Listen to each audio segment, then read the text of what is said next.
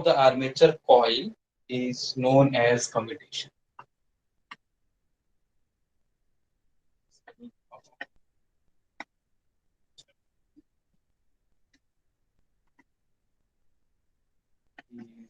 Commutation. ठीक है, यहाँ पर क्या होता है, जो करंट होता है वो रिवर्स होता है।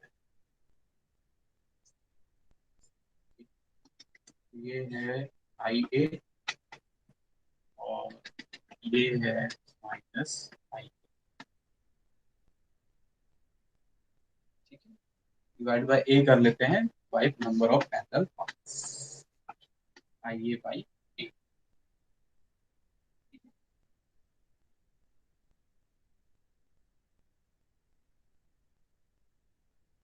So the reversal of the current in armature coil by means of brush and commutator segment is called commutation process. ठीक है, तो मतलब एक कॉइल से जब ये यहाँ पर है, ठीक है, तो यहाँ पे जो करंट है इसमें ये है आई। ठीक, जैसे ही ये इधर आएगा, ये 1 है, ये 2 है, 3, ठीक, तो आपको ये प्लस आई है, और ये फिर जब घूम के जैसे ये 1 2 और 3 हो गया, तो ये क्या हो जाएगा, यहाँ पर नेगेटिव हो जाएगा ऊपर। ठीक है, कैसे है देखिए,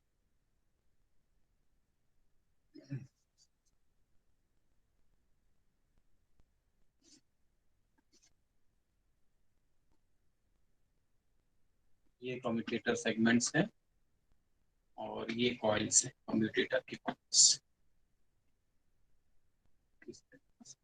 मान लीजिए कि जो ब्रश है वो कम्यूटेटर बार पे 1 पे रखा हुआ है, ये जो करंट है ये 1 पर है, इस तरीके का। ठीक है, ये आपका ये बाई ए, ये करंट आई ए और ये करंट आई ए। ठीक है, ये टोटल आपको यहाँ पे मिलेगा 2IA/A। ये टोटल जो करंट है 2IA/A, इधर इधर ये जा रहा है, तो यहाँ पर इस ब्रश में आपको मिलेगा, यहाँ पर ये जो करंट मिलेगा आपको 2IA/A। इस तरीके से। ठीक है, तो ये है आपके कम्यूटेटर के बार्स,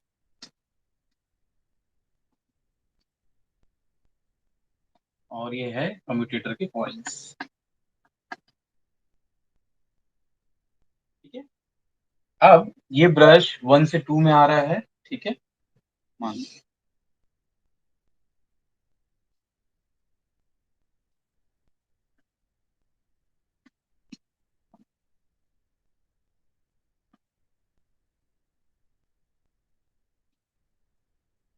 ठीक है, अब ये पूरा किस में आ गया, 2 में आ गया, इस तरीके। ठीक है, तो अब जो करंट होगा ये ऐसा हो जाएगा। ठीक है, और ये आपको टोटल यहाँ मिलेगा 2IA/, ठीक है, ये IA/A और ये IA/A। ठीक है, तो इस तरीके से आपको जब ब्रश 2 में रहेगा तब ये पूरा करंट आपको यहाँ से मिलेगा 2IA/A। ठीक है, अब देखिए जब ब्रश पूरा कम्यूटेटर बार 1 पे था तब ये करंट का डायरेक्शन इधर था, इस वाले में। ये जैसे मान लीजिए इसको A B C और D मान लीजिए। ठीक है, A B C D, और जैसे ही ये ब्रश आगे बढ़ा, ठीक है, 1 को छोड़ के 2 पे आ गया। ठीक है, अब जो करंट का डायरेक्शन है वो क्या हो रहा है, उल्टा हो गया। ठीक, इस पोजीशन में करंट का डायरेक्शन ऐसा है। ठीक, और जब ब्रश ये कहां पर है, कम्यूटेटर बार 1 पे है, जब कम्यूटेटर बार कहां पर आ गया, जो ब्रश है वो कम्यूटेटर बार 2 पे आ गया, तो देखिए करंट का डायरेक्शन क्या हुआ, यहाँ पर ये ऐसा जा रहा था, अब ये ऐसा हो गया, तो ये इसको मानेंगे +IA/A, और ये क्या हो जाएगा थोड़ी देर बाद जब दूसरे ब्रश के पास आएगा तब आपको मिलेगा ये -IA/A। ठीक है, तो ये डायरेक्शन देखिए ये ऐसा है सी में, और इस कॉइल में देखिए अब जो डायरेक्शन है वो चेंज हो गया। ठीक है, तो इस तरीके से क्या होता है, रिवर्सल ऑफ द करंट। ठीक है, इन armature coil by means of brush, ये जो ब्रश लगा हुआ है और ये कम्यूटेटर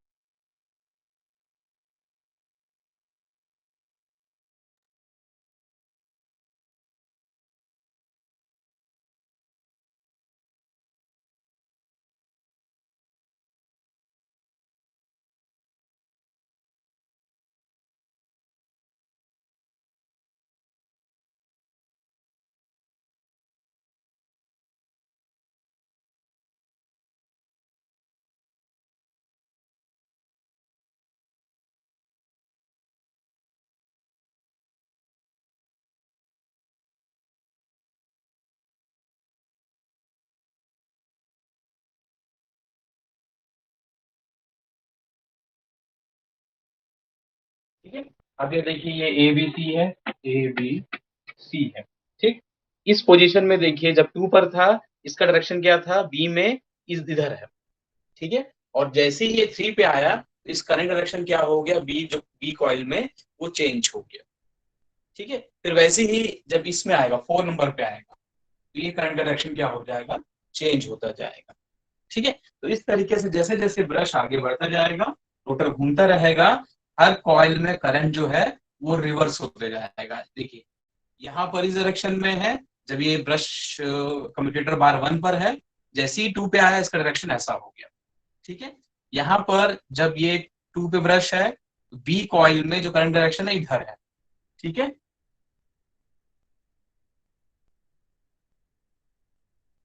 और जैसे ही यहाँ पर ये 3 में आया, तो करंट का डायरेक्शन क्या हो गया, देखिए अब चेंज हो गया, पहले इधर जा रहा था, अभी ऐसा हो गया। इसको कहते हैं कम्यूटेशन प्रोसेस। ये सब क्या है, डीसी मशीन के लिए। लेकिन हम किसके लिए पढ़ रहे हैं, एसी मशीन के लिए पढ़ रहे हैं। ठीक है, एक और तरीके से समझ सकते हो।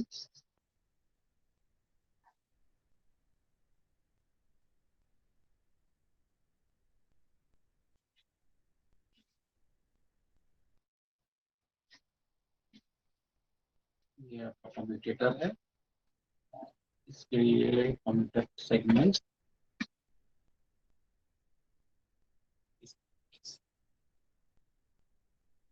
ठीक है,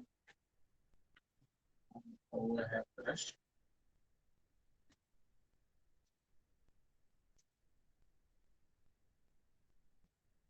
ये कॉइल्स है,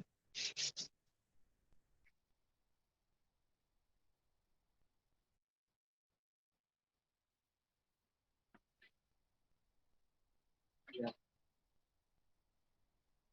कॉइल्स है।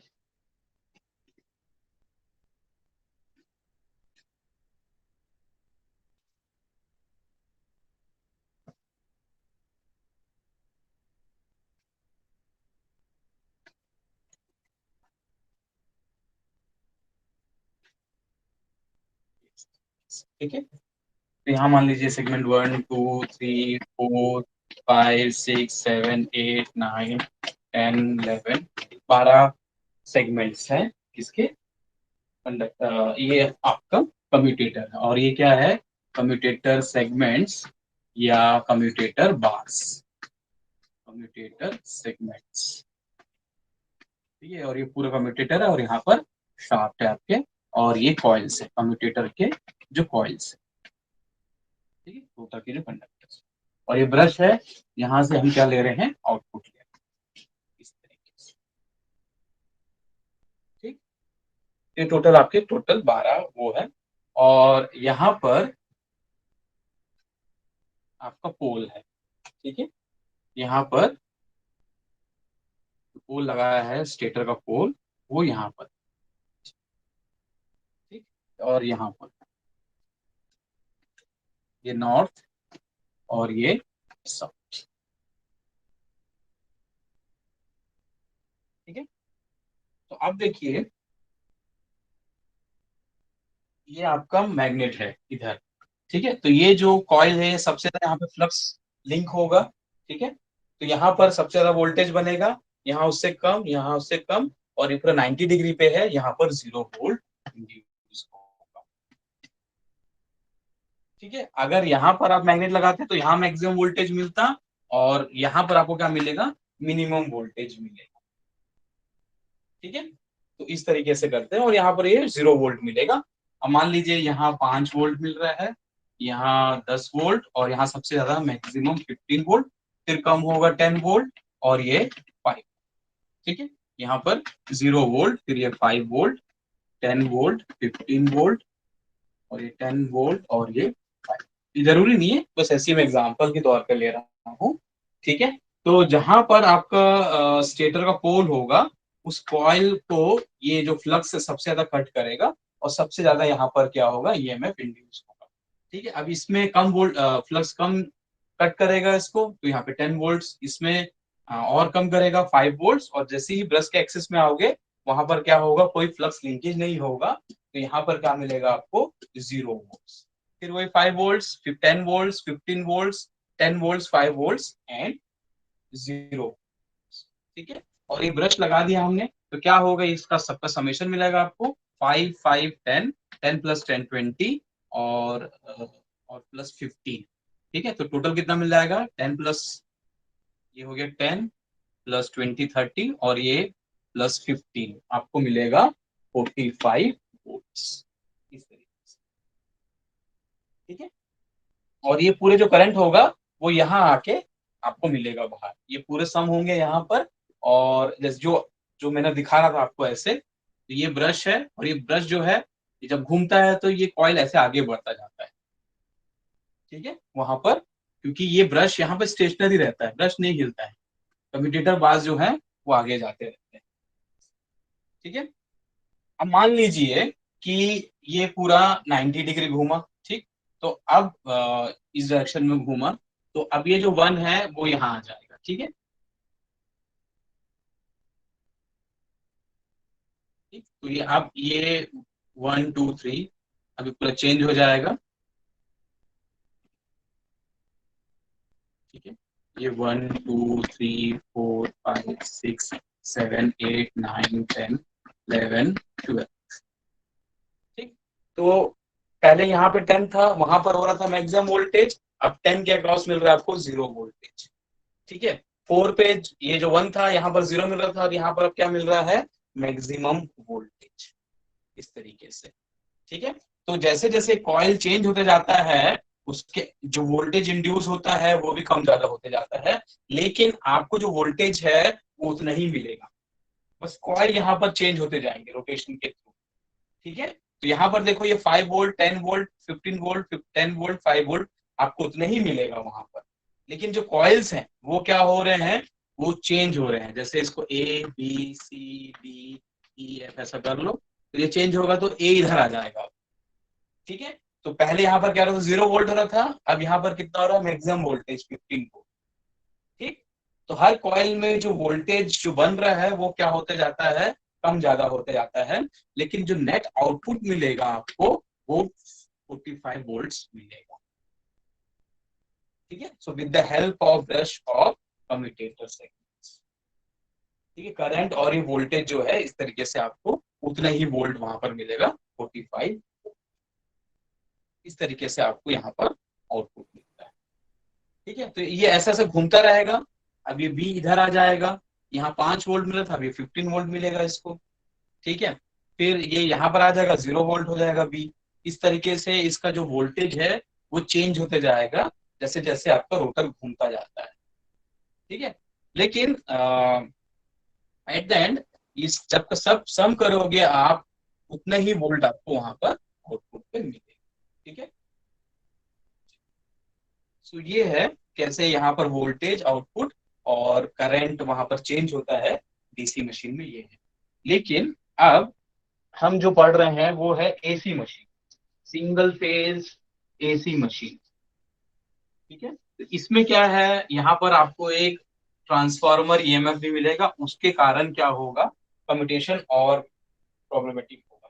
ठीक है, तो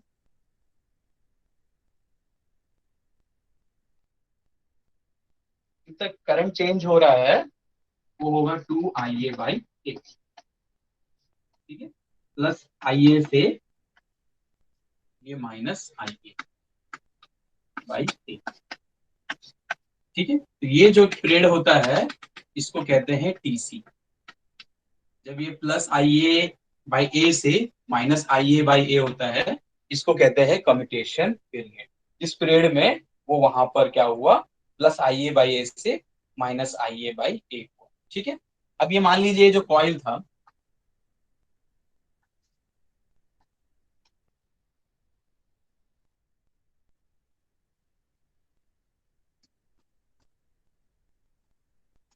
तो खुद का क्या होगा, इंडक्टेंस होगा।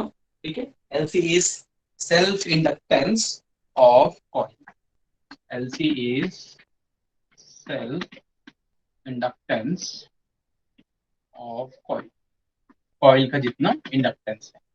ठीक है,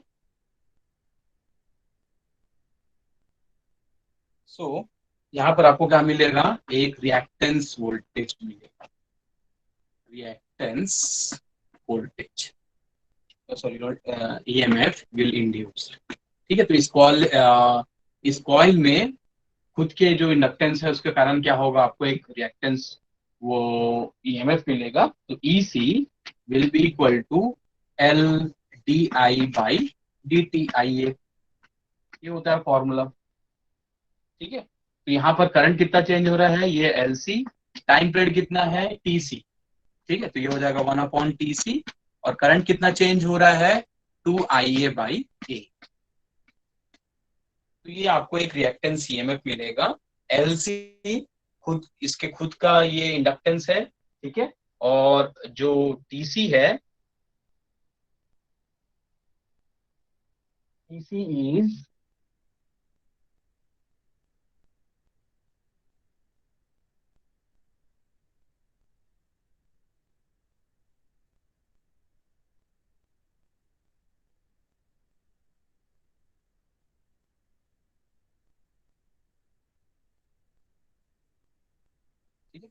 हाँ टीसी कितने टाइम लग रहा है इसको कम्यूटेशन में। ठीक है, और 2IA/A जो करंट रिवर्सल हो रहा है यहाँ पर। ठीक है, तो अब ये क्या करता है, ये क्या है, ये इंड्यूस ईएमएफ है।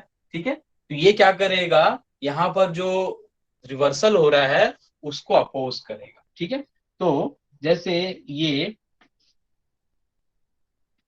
ऐसा है। ठीक है,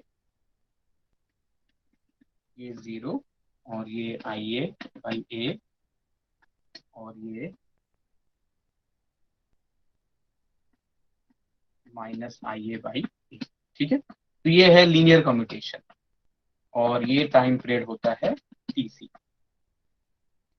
टीसी जब +IA/ से -IA/A होता है उसको कहते हैं कम्यूटेशन पीरियड। ठीक है, अब ये क्या करेगा, ये किसके कारण आया है, चेंज ऑफ करंट। ठीक है, चेंज ऑफ करंट -IA से +IA तक। ठीक है, तो वो उसको क्या करेगा, अपोज करने की कोशिश करेगा, कम्यूटेशन को अपोज करने करेगा। तो अगर मान लीजिए ये IA/A इस टीसी पीरियड में नहीं हो रहा है, ठीक है, यहां पर थोड़ा क्या हो रहा है, डिले हो रहा है, ऐसे इसको यहीं पर हो जाना चाहिए था -IA/, लेकिन ये थोड़ा टाइम ले रहा है। तो वहां पर क्या होगा,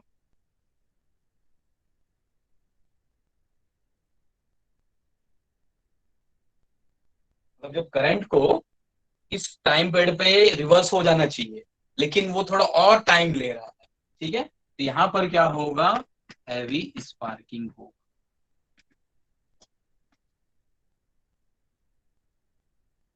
ठीक है, तो ये है रिएक्टेंस ईएमएफ के कारण वहां पर क्या होता है, स्पार्किंग होता है। अगर वो टाइम पर वहां पर रिवर्स नहीं हुआ, ठीक है, तो वहां पर क्या होगा, ब्रश के पास वहां पर हैवी स्पार्किंग होगा, और यहाँ पर पुअर कम्यूटेशन होगा।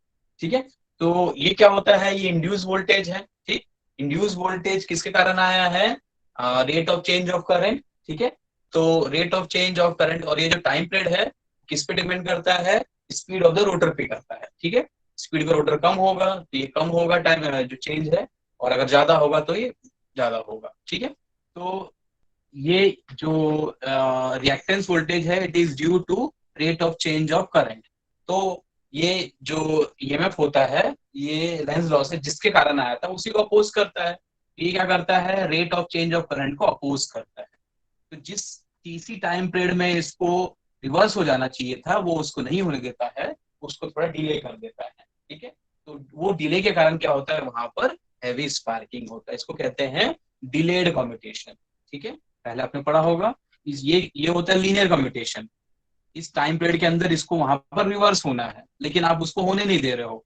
ठीक है, तो वो करंट जाएगा कहाँ, स्पार्क के फॉर्म में वहां पर क्या होता है, वो अपियर होगा ब्रश के अक्रॉस। ठीक है, and it will lead to a poor commutation. ठीक, तो ये रिएक्टेंस वोल्टेज के कारण होता है। सो अब in AC commutator machine, commutation process is more complicated. ठीक है, ये तो डीसी मशीन का था, अब हम पढ़ रहे हैं किसके लिए, एसी सीरीज मोटर के लिए पढ़ रहे हैं। अब एसी एसी सप्लाई दिए हो तो अब ये और कॉम्प्लिकेटेड हो जाता है as compare to DC machine. क्योंकि यहाँ पर क्या हो रहा है कि एक तो ये रिएक्टेंस ईएमएफ है, उसके अलावा आपको और ट्रांसफार्मर ईएमएफ भी मिलेगा, जिसके कारण क्या होता है वहां पर पुअर कम्युटेशन होता है। ठीक है,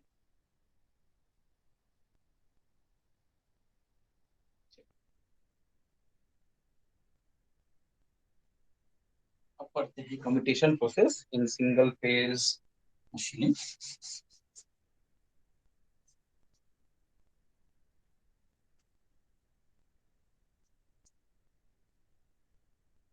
So in addition to the reactance EMF, additional two EMFs also induced in short circuited coil undergoing commutation। ठीक है, सो एक तो आपको ये रिएक्टेंस ईएमएफ तो मिलता ही है, ठीक है, प्लस आपको और दो ईएमएफ मिलेगा, वो है rotational EMF plus transformer EMF. इनके भी इफेक्ट को हमको देखना होगा कम्युटेशन प्रोसेस में। Okay, so so there will be two EMFs, one rotational EMF and one is transformer EMF। ठीक है, चलिए अब एक एक करके करते हैं। पहला रिएक्टेंस EMF।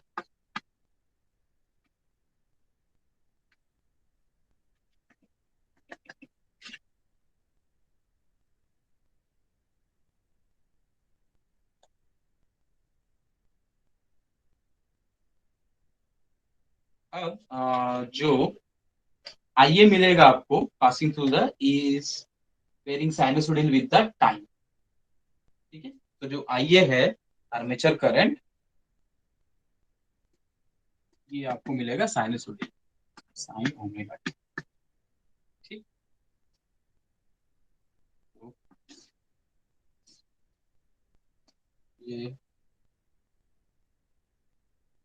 ये मान लेते हैं IA। ठीक है,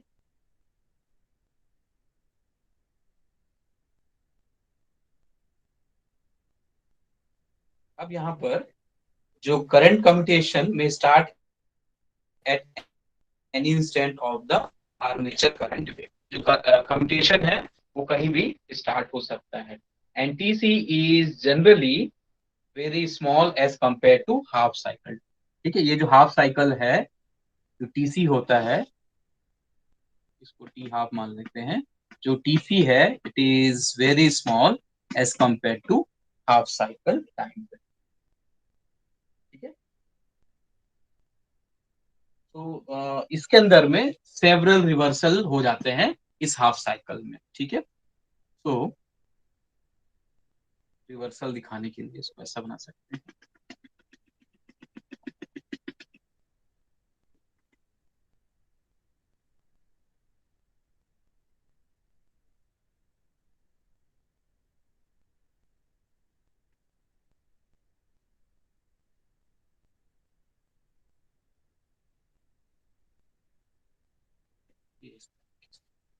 ये आपका कम्यूटेशन हो रहा है इससे। ये ऐसा आया, तो ये -A से +A इस तरीके से। ठीक है, और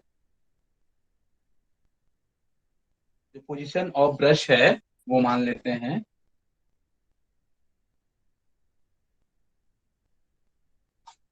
यहाँ से स्टार्ट करते हैं, ये A, ये B, फिर ये A, ये B, फिर ये A। ठीक, फिर यहाँ नेगेटिव इधर पे भी ऐसे ही।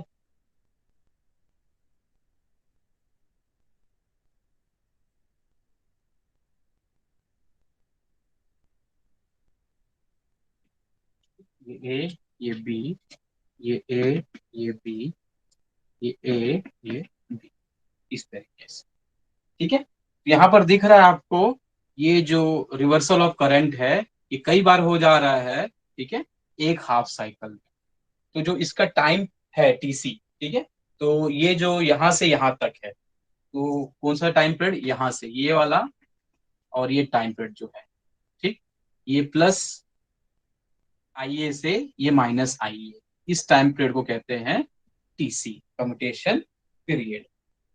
ठीक है, और ये मैक्सिमम कब है? The change in current is maximum, change in current कब है? जब ओमेगा टी जो है वो पाई बाई टू है। ठीक है, ये omega T, so omega T at pi by two, change of current is maximum, change in current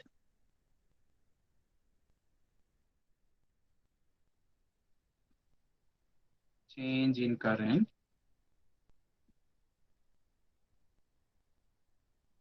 is maximum।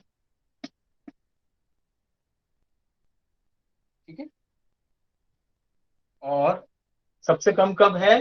Eight omega T is equal to zero पे, या पाई पर। Omega T is equal to zero पे आपको क्या है यहाँ पर सबसे मिनिमम वहां पर चेंज है। ठीक है, from I A to minus I A. ठीक है, तो इसलिए जो ईएमएफ मिलेगा आपको, जो रिएक्टेंस ईएमएफ मिलेगा,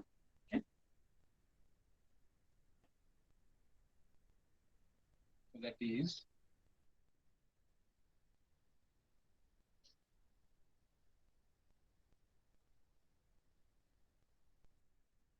E1 is equal to LC del I by EC।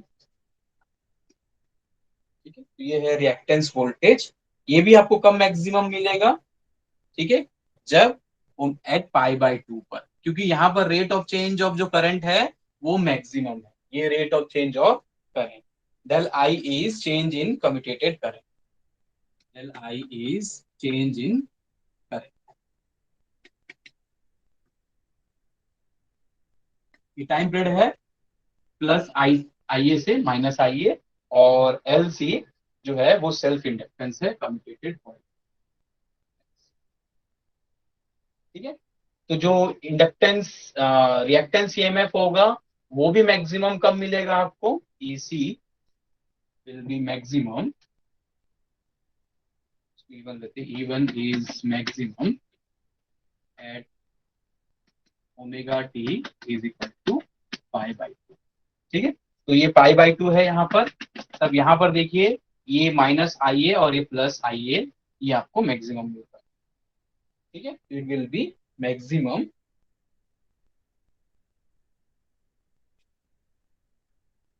So this is due to self inductance of the coil। ठीक है,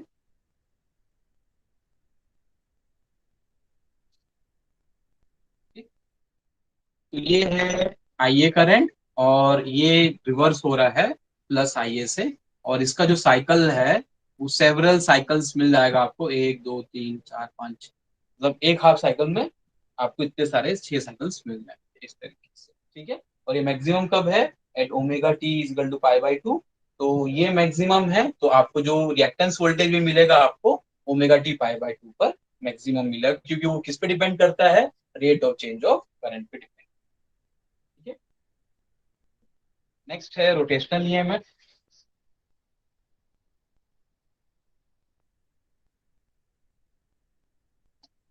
ठीक है, ये E1 हो गया, अब ये E2 से डिनोट करेंगे, rotational EMF.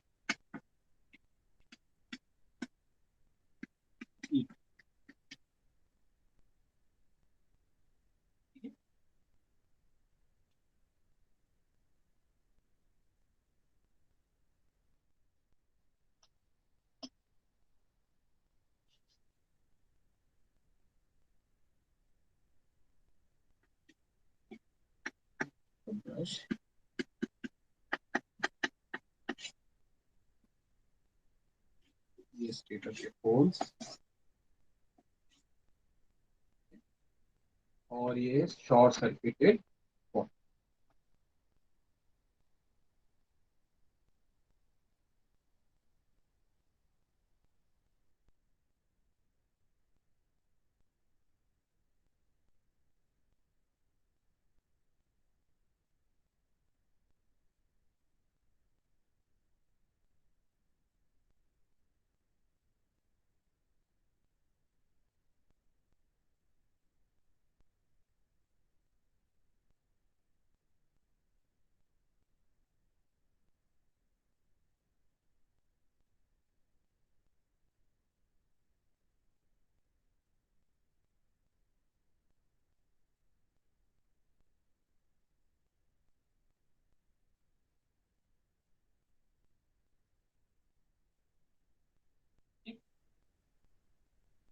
Φ is armature reaction flux in the commutating zone along the Bragg axis. ठीक है, तो जो φ है वो है आर्मेचर रिएक्शन फ्लक्स.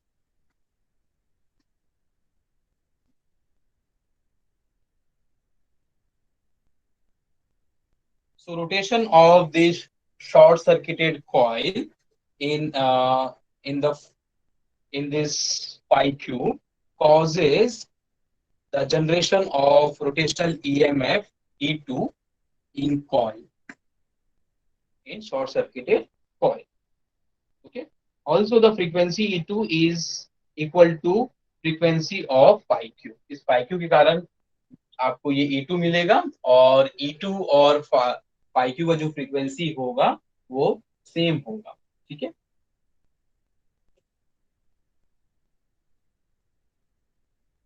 तो ये है φd और ये है φ. ठीक है, ये मेन फील्ड फ्लक्स है, स्टेटर का फ्लक्स है, और ये रोटर का फ्लक्स है, आर्मेचर फ्लक्स है. ठीक है, तो जो E1 है रिएक्टेंस वोल्टेज और E2 भी सेम फेज में.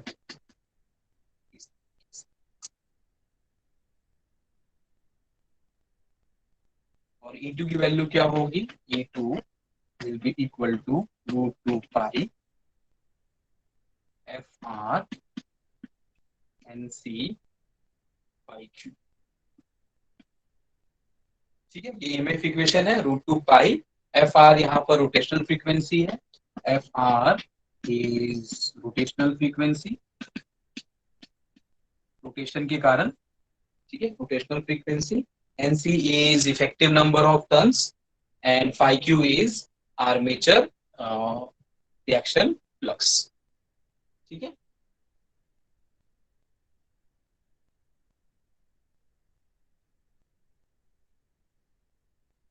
तो ये जब ये रोटेट करेगा आपका short circuited coil in this flux φ. ठीक है, तो इस मैग्नेटिक फ्लक्स के अंदर ये जो शॉर्ट सर्किटेड कॉइल है घूम रहा है. सो जब भी कभी एक शॉर्ट सर्किटेड कॉइल एक मैग्नेटिक फील्ड के अंदर में घूमता है तो वहां पर क्या होता है? EMF इंड्यूस होता है E2 and it is given by √2 पाई FR NC into φ. ये जिसके कारण ये फ्लक्स आया, ये EMF आया. NC number of turns of this commutated coil and this is rotational EMF, क्योंकि रोटेशनल फ्रीक्वेंसी, क्योंकि ये रोटेशन के कारण मिल रहा है. ठीक है. अब तीसरा रिएक्टेंस हो गया, रोटेशनल हो गया. अब तीसरा इज ट्रांसफॉर्मर EMF.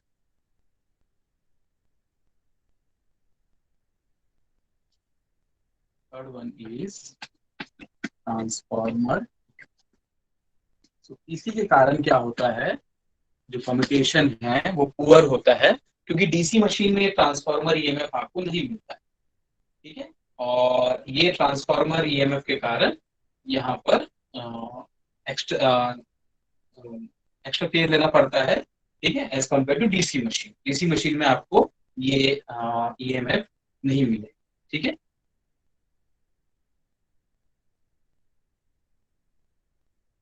ठीक, तो फेजर डायग्राम से वही फेजर डायग्राम.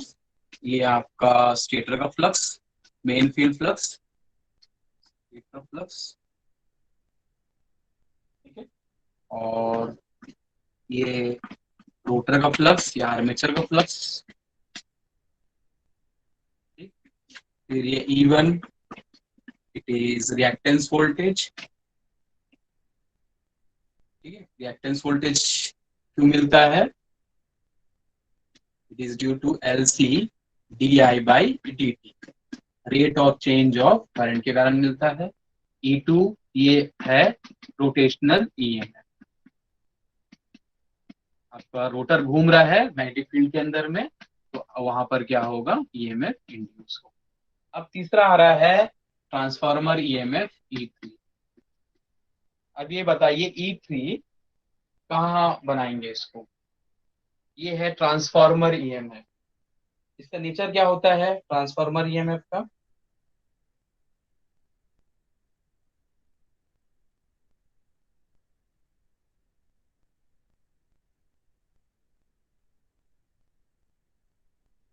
ट्रांसफार्मर का जो ईएमएफ इंड्यूस होता है वो उसके फ्लक्स के साथ सेम फेज में होता है, कि उसको लीड करता है कि लैग करता है? एनीवन?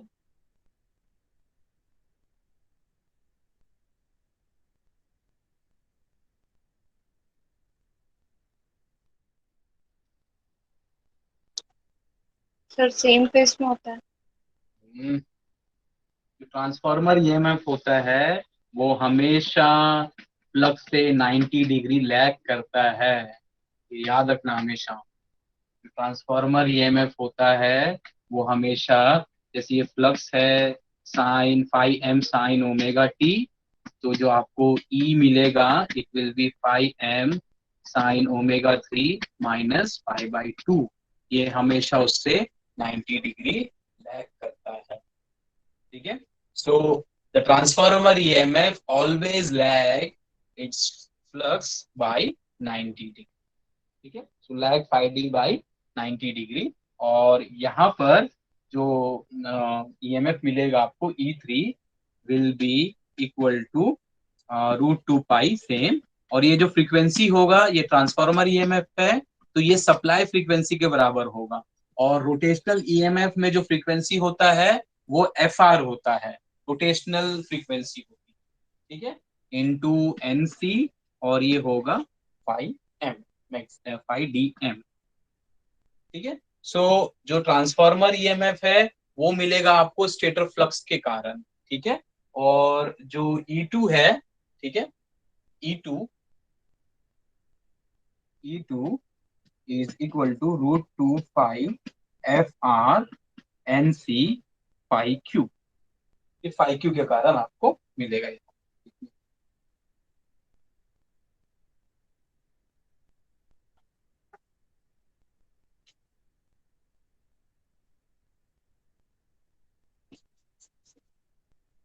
ठीक है, तो देखिए reactance voltage E1 is equal to LCdI/dt। ठीक है, E2 होता है रोटेशनल ईएमएफ, और ये किसके कारण आया है? पाई क्यू के कारण आया है। इट इज √2 पाई FR into NC pi Q. और ये है ट्रांसफॉर्मर ईएमएफ √2 पाई FNC इंटू पाई डी, इसका मैक्सिमम। ये तीन आपको मिलेगा। इट इज रिएक्टेंस वोल्टेज, ये इसके खुद के रिएक्टेंस के कारण मिला है आपको रिएक्टेंस ईएमएफ। ठीक है, ये है रोटेशनल ईएमएफ, ये किसके कारण आया है? रोटर घूम रहा है फाई क्यू के अंडर में। ठीक है, और ये है ट्रांसफार्मर ईएमएफ, ये ट्रांसफार्मर ईएमएफ कैसे आया है? स्टेटर और ये रोटर है, स्टेटर का जो फ्लक्स है फाई डी, ये क्या कर रहा है? रोटर को कट कर रहा है। तो ये हो गया आपका प्राइमरी हो गया, और ये रोटर हो गया सेकेंडरी। तो यहाँ पर क्या होगा? सेकेंडरी में एक वोल्टेज इंड्यूस होगा ड्यू टू ट्रांसफार्मर एक्शन। ठीक है, तो ये तीन आपको ईएमएफ है, reactance EMF, rotational EMF and transformer EMF. ठीक है, जो रोटेशनल ईएमएफ है वो रोटेशनल फ्रीक्वेंसी पे डिपेंड करता है, और जो ट्रांसफार्मर ईएमएफ है वो सप्लाई फ्रीक्वेंसी पे डिपेंड करता है। ठीक है, सो अब ये है आपके पास E1 E2, तो इसका रिजल्टेंट मिल जाएगा आपको, ये हो जाएगा इसका रिजल्टेंट, ये ERT।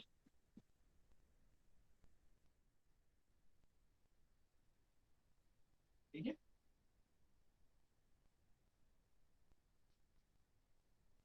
so ERT will be equal to E1 plus E2 will be equal to under root E1 plus E2 का स्क्वायर प्लस E3 का स्क्वायर, ये रिजल्ट है।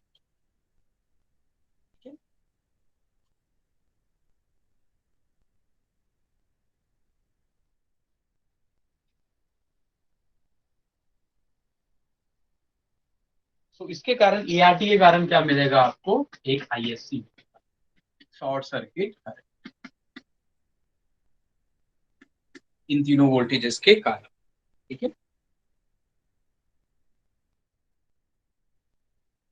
flow in the commutated coil and therefore lead to heating of the brush। ठीक है, तो ये short circuit current होगा, इसके कारण क्या होगा, heating, heating of brush leads to poor commutation. ठीक है, तो इन तीन वोल्टेजेस के कारण वहां पर क्या होगा, एक शॉर्ट सर्किट करंट फ्लो होगा। ठीक है, तो वो जो शॉर्ट सर्किटेड कॉइल था उसमें एक शॉर्ट सर्किट करंट एक्स्ट्रा आएगा, करंट आने के कारण क्या होगा, वहां हीटिंग होगा। ठीक है, और ये बैड क्वालिटी ऑफ कम्यूटेशन। ठीक है,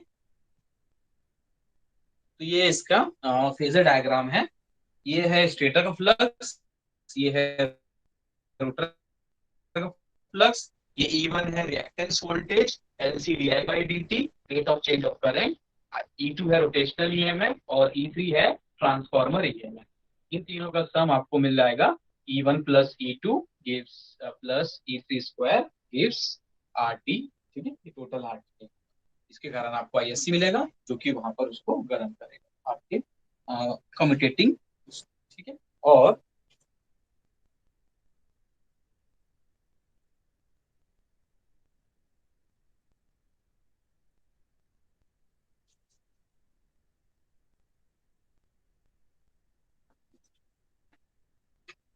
ये सब ब्रश है,